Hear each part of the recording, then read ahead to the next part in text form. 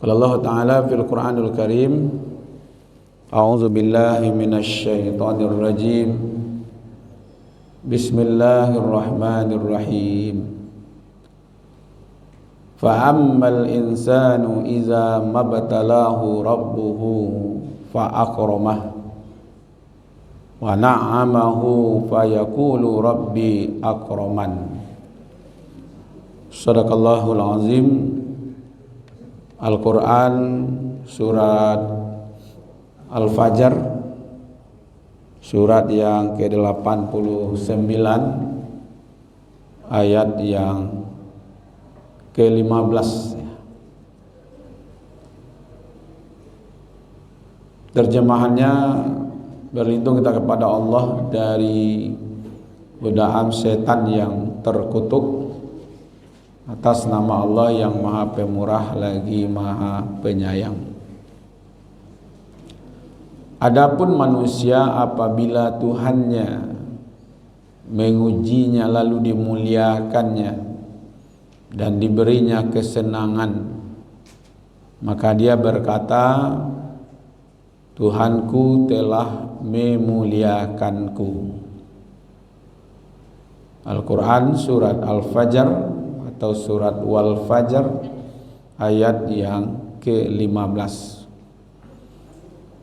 Kita paham Bapak Ibu-ibu, sebelum ayat ini Allah bercerita tentang kehebatan kaum Ad, ya, kehebatan kaum Samud dan kehebatan Fir'aun. Ya, tapi semua mereka itu dihancurkan oleh Allah karena salah dalam menggunakan apa yang diberikan oleh Allah.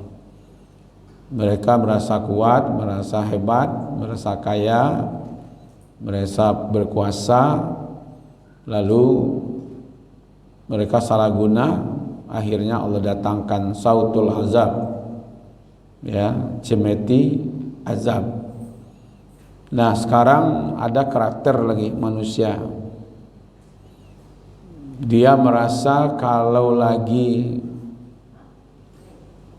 diberi rezeki oleh Allah, apakah itu bentuknya harta, apakah bentuk jabatan, apakah ilmu, kesenangan dunia, dia merasa Allah itu senang, sayang kepadanya.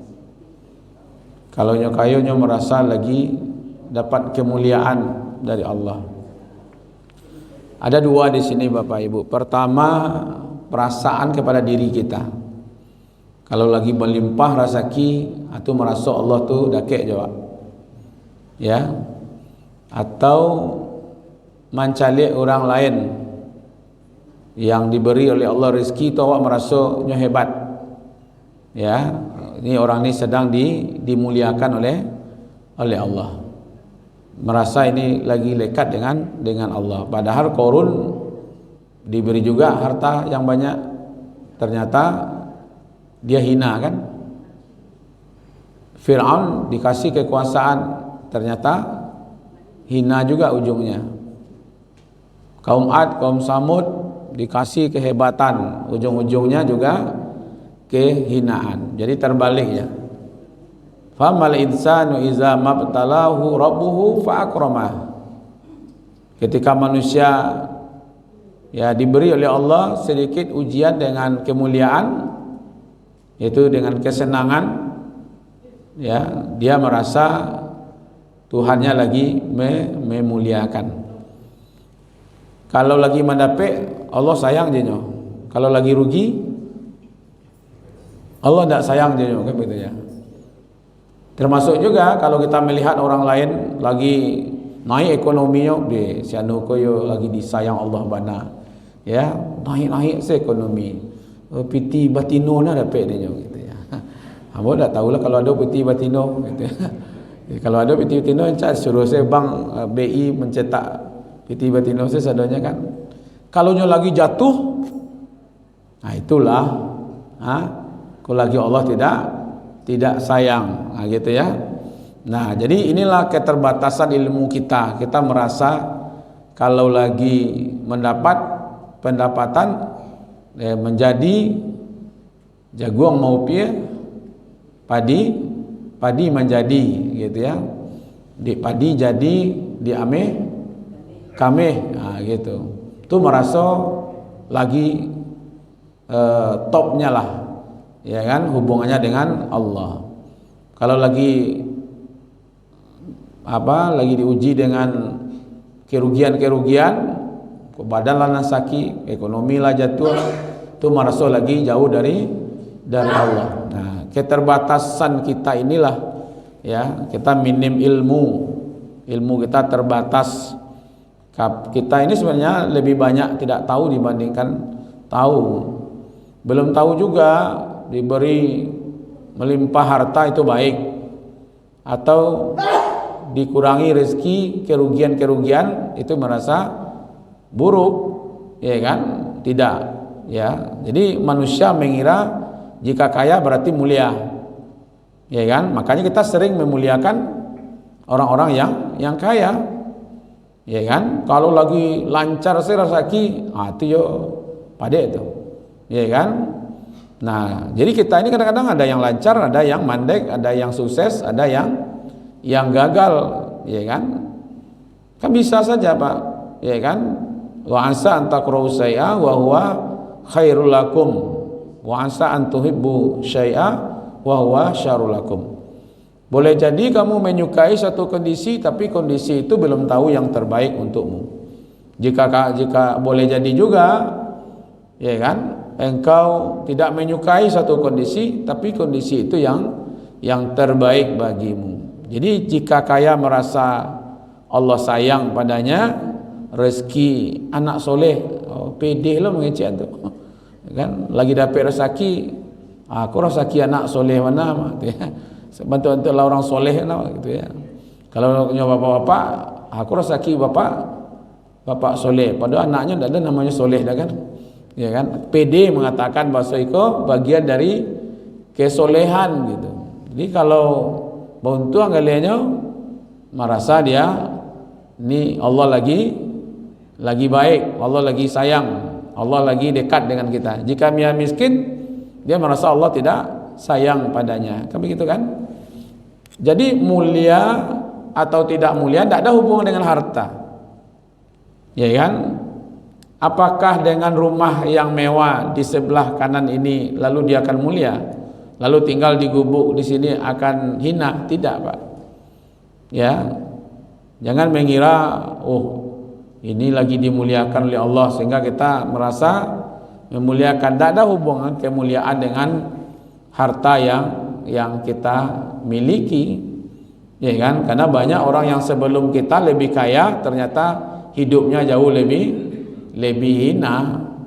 Berapa banyaknya depositonya di bank Pak, tapi tidak berlaku lagi kan? Ini tidak ada hubungan mulia atau tidak, bukan karena dari rumahnya, ya kan? Jadi kalau begitu kita ini mulia atau tidak, hina atau tidak, bukan dari kekayaan atau bukan dari kemiskinan, ya kan? Makanya kadang-kadang mohon maaf, kita kadang-kadang melihat casing Pak, ya diundang pe baralek saja bisa berbeda tampaknya Pak. Kau yang VIP, kau yang tidak VIP, petang boleh diundang balik ke hotel, yang lain kau panuh, tinggal yang masih sampai duduknya yang ada VVIP, ya kan? Pas kau masuk ke situ agak cek istrimu, kok VVIP Maya katanya. Itu mau cari orang di dalam, rasa-rasa orang kau tidak lebih mulia berdaya kau doy, ya kan? Kenapa beralik pun pakai kelas? Ya kan? Jadi kalau seandainya pakai Alphard, datang pakai barale pakai Alphard gitu. Dibukaan pintunya. Justru semakin dibukaan pintunya semakin nampakan dia, Pak. Karena Alphard itu bisa buka pintu sendiri kan. Iya pada. Ya kan, pura-pura hebat lo menyambut orang, dibuka lo pintunya. Jadi Alphard itu bisa pakai pencet saja pintunya gitu. Ya kan? Jadi tidak ada hubungan sebenarnya, Pak. Mau dia pakai ya, mau dia jalan kaki, ya kehormatan manusia itu, ya kan, di sisi Allah. Maka saya pernah contohkan, apa iya mobil-mobil mewah itu bisa mengangkat derajat manusia? Ya, bagaimana ibu-ibu tuh? Ya kalau bisa mengangkat derajat, coba naikan baru piaman kata Alphard. Naik enggak derajatnya, Pak? Hah? Naik Alphard iya, tapi apakah mulia baru? Enggak. Iya kan? Mentang-mentang dia ya namanya baru, sekali jadi baru tetap juga jadi baru gitu ya kan. Enggak akan naik gara-gara harta yang dia miliki. Jadi ukuran mulia itu, Pak, amal solehnya. Dia kaya atau miskin, ibadah apa enggak? Dia patuh pada Allah apa atau tidak? Gemar berbuat baik atau tidak? Itulah kemuliaan. Inna akramakum indallahi atqakum. Sesungguhnya orang yang mulia di sisi Allah itu adalah orang yang bertakwa. Jadi bukan karena hartanya, bukan karena rumahnya, bukan karena mobil mewahnya. Makanya kita kadang-kadang salah menilai, dengan beli mobil mewah rasanya akan naik rating gitu ya, kelasnya, Pak. Betul enggak? Mau pakai ya kan yang apa namanya tapi betul ya, Pak ya, kalau ada orang yang pakai mobil kayak gini rasanya kita terkagum-kagum gitu. Tapi kalau dia pakai kijang peta saja ya kan. Nah, ini penilaian manusia sajalah Bapak Ibu, ya kan? Ini yang dikatakan oleh Allah. Kalau dia lagi dikasih, ya kan, baik harta, pangkat, jabatan, dia merasa mulia atau dekat dengan Allah, atau lagi disayangi oleh Allah, ya kan? Dia sianu ya mudah mana rezeki ya dari Allah ya. Mungkin orang dake tidak ada hubungannya. Karena kaya tidak ada hubungannya dengan iman. Karena orang kafir banyak kayu, ya kan? Iya enggak, Pak? Kalau ada hubungannya dengan iman, tentu orang beriman saja yang kaya, ya kan? Apa ada hubungannya rajin ibadah, tidak ibadah? Jangankan masalah ibadah, jadi tidak usah pula. Oh, saya kok tidak ada ke masjid, tapi rezekinya melimpah. Kalau bahasa Minang, nak kayo kue mancari.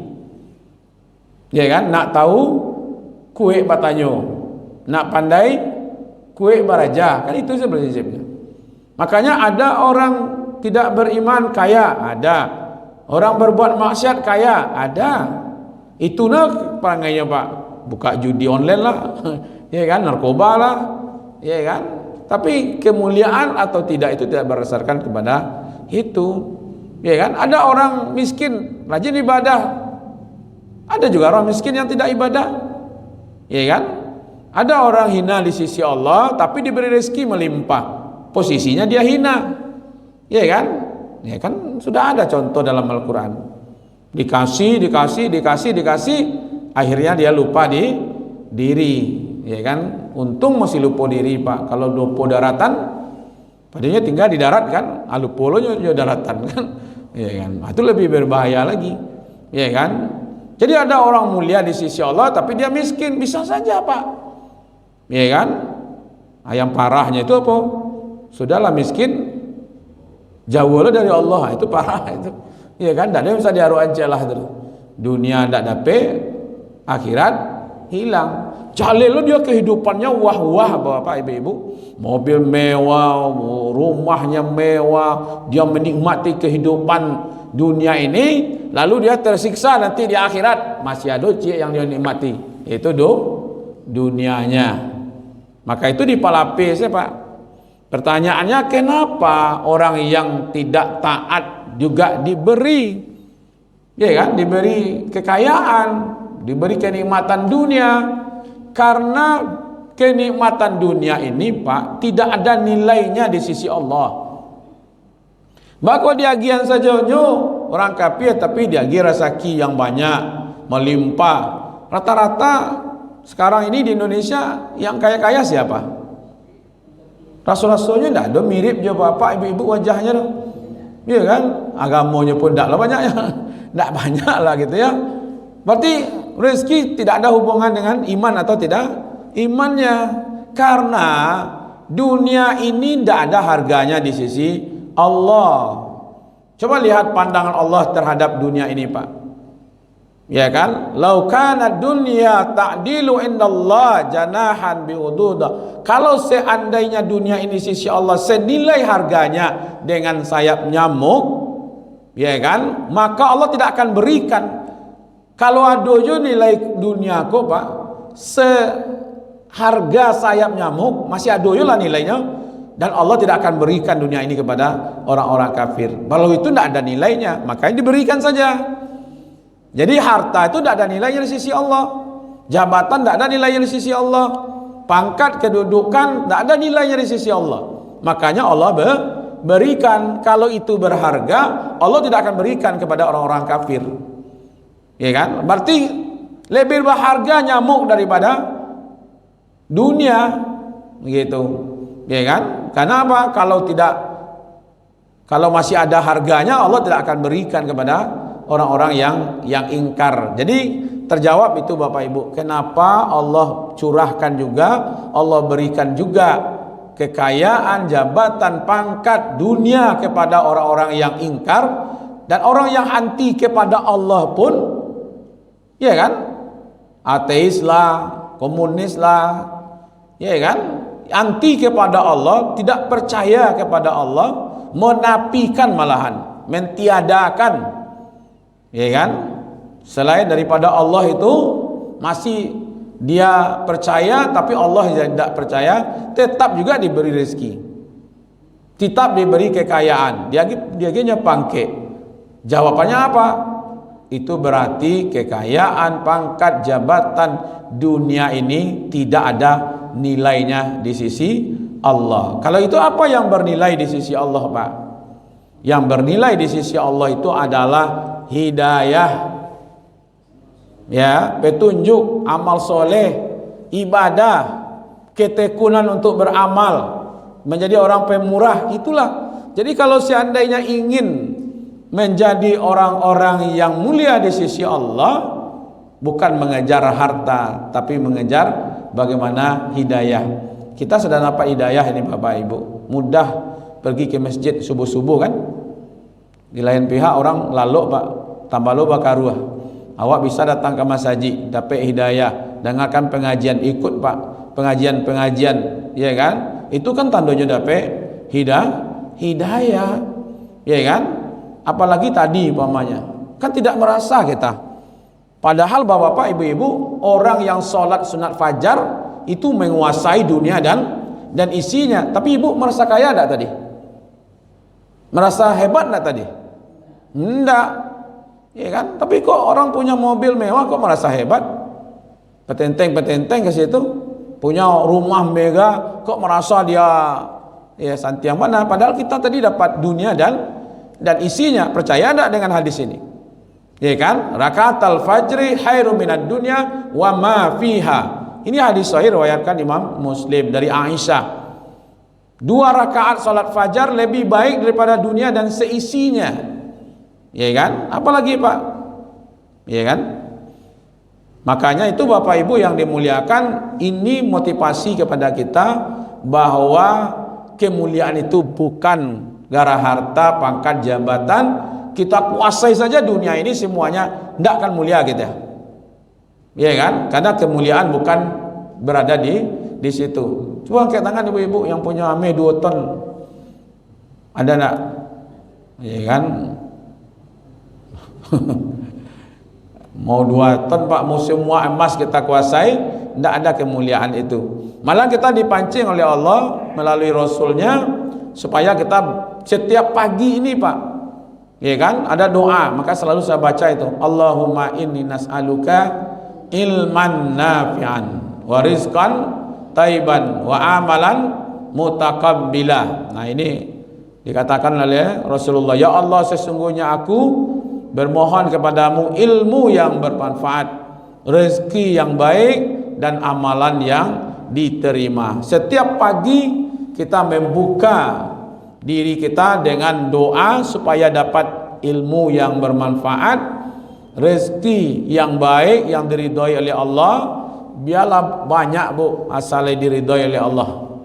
Setuju? Ya kan? Biarlah banyak rezeki asalnya diridhoi oleh Allah, daripada seketek ndak lo diridhoi kan, lalu amalan-amalan diterima oleh Allah Subhanahu wa taala. Pada hakikatnya Bapak Ibu, semua itu adalah ujian. Ya, mau kaya, mau miskin, ya kan? Itu adalah ujian, ya kan? Bisyarri wal khairi fitnah. Ya kan? Kebaikan atau cobaan itu adalah ujian dari Allah. Yang kaya kena uji, yang miskin juga kena uji, yang sehat kena uji, yang sakit juga kena uji, ya kan? Ada anak yang lahir, ada anak yang wafat, dapat jabatan, ada yang hilang jabatan, ya kan? Supaya kalau lagi diuji sabar dengan kalau keburukan, ya kan? Apa karena miskin, sakit, anak yang wafatkah, hilang jabatan lah, nah itu berarti harus sabar.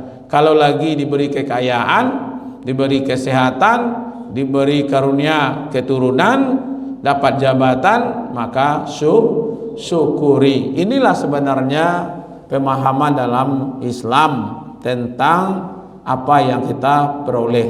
Maka itu jangan merasa kalau lagi melimpah rezeki Allah lagi dekat, lagi sayang. Berikutnya nanti kalau Allah lagi kurangi harta, Allah kurangi kesehatan, Allah kurangi jabatan, lalu Allah merasa tidak sayang ke awak. Itu tandanya Allah tidak sayang kini oleh celik lah tu. Ya kan? Patang jabatan tinggi kini jatuh. Ya kan? Tapai lo tu. Jatuh apa namanya? Jatuh tapai. Padahal nyo tidak pernah bawa tapai, tidak pernah membuat tapai, tidak pernah menggali tapai. Bila lo nyo jatuh tapai yo gitu. Ya tak?